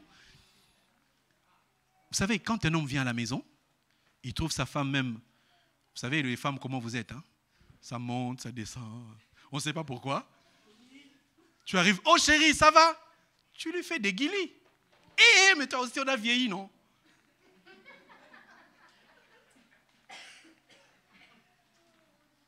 Il faut que les gens, quand ils regardent votre couple, ils disent, j'aime beaucoup ce couple. Ce n'est pas un couple bisous comme on voit dehors. Mais on sent qu'ils sont bien tous les deux. Un couple doit devenir complice. La femme regarde l'homme, l'homme la regarde. Ils savent déjà ce qu'ils vont faire. La complicité. Ça vient de quoi? Ça vient de l'homme, pas de la femme. Aujourd'hui, on condamne beaucoup la femme. Elle est mauvaise. Ok, c'est toi qui as fait le choix. Mais si tu choisis une femme qui est bien et tu la rends heureuse, parce qu'une femme, quand tu la rends heureuse, elle te rend 10 fois ce que tu lui fais. Amen. Bien sûr. Une femme ne te reproduit que ce que tu lui fais. Dans ta maison, toujours des colères. Mais toi, tu m'énerves. Tu n'as pas fait ça. T'as pas fait ça. Oui, je n'ai pas fait ça. Parce que j'ai des enfants aussi. Un gros bébé. Ma mère, épouse-la aussi. Hein? J'ai pas épousé, tu n'as pas épousé ta mère, tu m'as épousé. Donc, tu dois faire ce que moi je veux et non pas ce que ta mère voulait. Laisse ta mère là où elle est. Oh, tu as insulté ma mère, je vais lui dire, oh frère.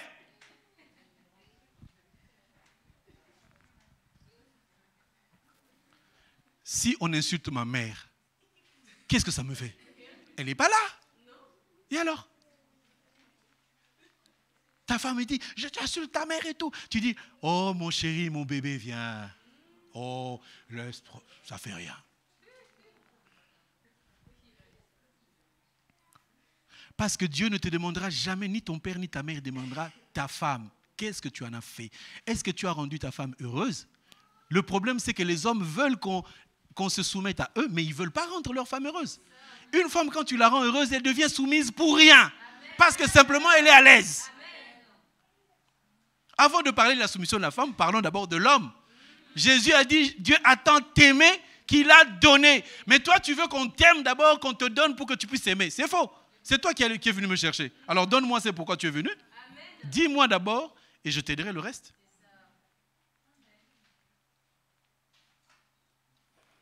Une femme aussi doit être une femme de réconciliation. Hein, tu vois ce que tu m'as fait il y a 10 ans. Tu disais ça aussi il y a 10 ans. Non, ma soeur, c'est terminé. C'est terminé. Hein, tu vas voir. Une femme ne peut pas dire à son mari, tu vas voir. Même si tu as énervé, fais la semoule. Même si tu as énervé, donne-lui à manger. Amen, amen. Et quand on sera en couple, on parlera du jogging. Parce qu'il y a des sœurs qui aiment beaucoup le jogging.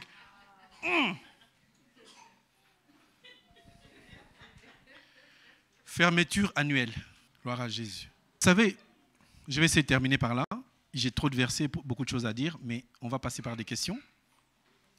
Notre souci aujourd'hui, quand on fait cet enseignement, c'est pour rendre la solennité, la valeur au mariage. Parce que c'est dans le mariage que viennent les enfants. Tout ce que vous faites, vous êtes en train soit de détruire des enfants, soit de donner de l'espoir aux enfants. Quand l'homme et la femme se fâchent, ils oublient qu'ils ont des enfants et que ces enfants-là, ce ne sont pas des aveugles ni des sourds. Un enfant, il sait que ma mère et mon père, là, ça ne passe pas. Donne à ta mère, colis postal, donne à ton père. Dis à ton père d'acheter du pain. Dis à ta mère de me faire la semoule. Ce jeu-là, ping-pong, là, les enfants, ils savent. Vous êtes en train de créer des blessures dans le cœur des enfants et vous êtes en train de vivre votre vie en détruisant des enfants.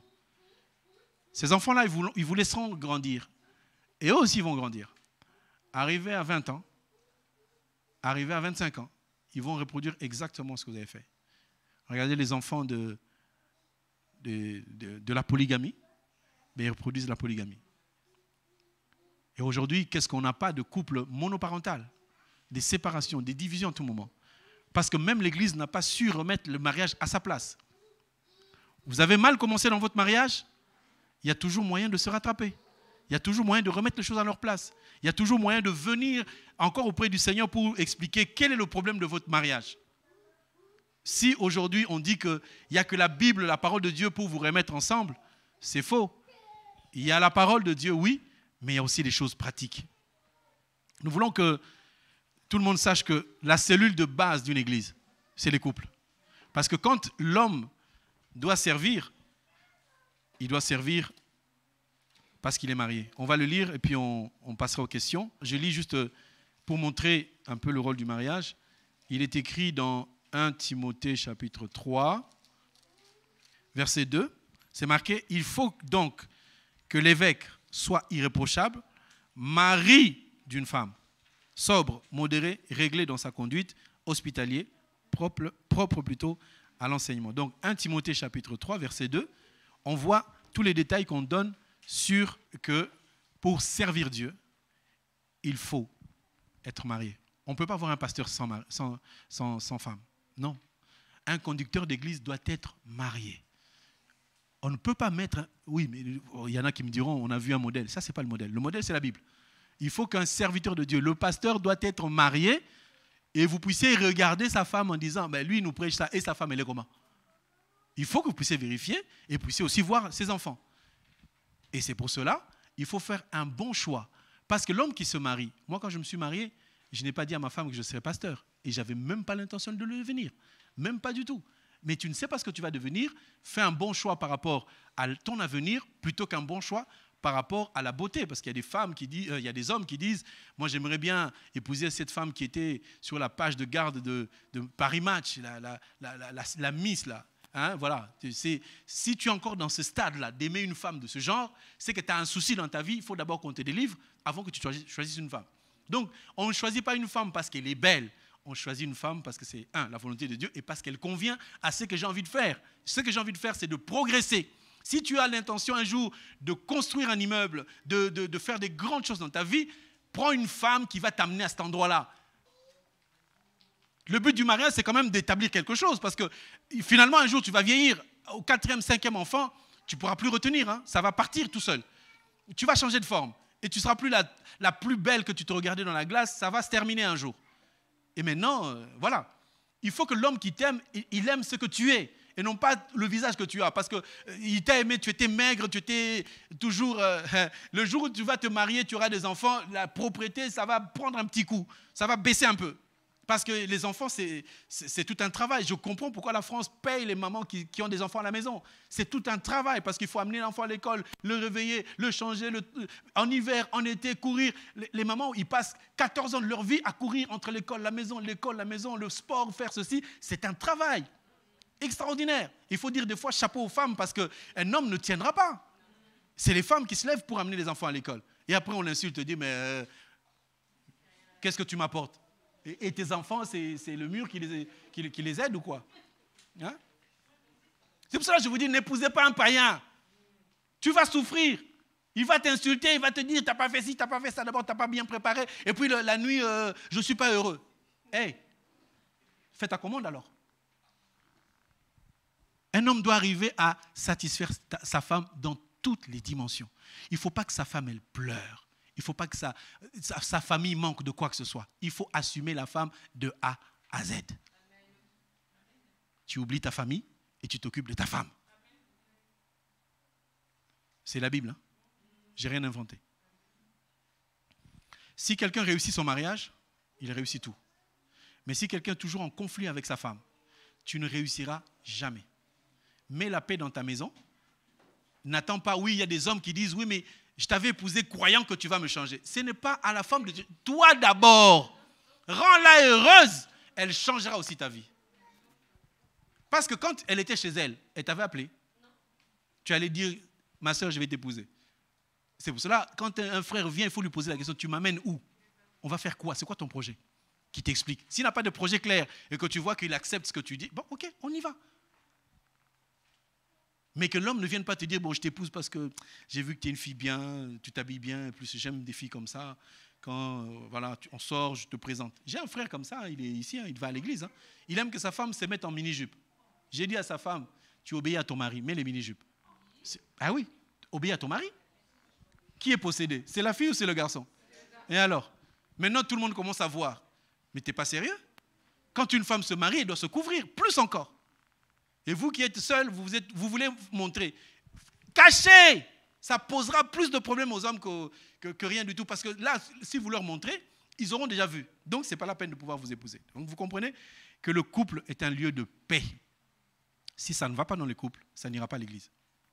Quand tu es en paix dans ton couple, tu peux prier. Tu sais, quand une femme, elle laisse son mari partir en voyage et qu'il revient, c'est qu'elle a confiance en lui. Mais ce n'est pas une confiance qu'elle a acquise d'elle-même. C'est une confiance que l'homme lui a montrée. C'est-à-dire qu'il y a des choses que l'homme dit à la femme. Chérie, tu sais quoi? Il y a une fille qui m'a dragué dans la rue.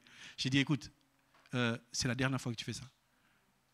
Et c'est vrai, hein? Tu dis à ta femme, tiens, il y a un tel qui m'a dérangé. Comme ça freine tout. Bien sûr, si tu te fais draguer tout le temps, si tu dis à ta femme, elle deviendra jalouse. Mais il y a des choses que tu dois être sérieux avec ta femme. Il y a quelque chose que tu mets sur la table. C'est le but même du 4e point qu'on voulait aborder. Mais aujourd'hui, on ne va pas l'aborder. On va s'arrêter là. Est-ce qu'on peut acclamer le Seigneur?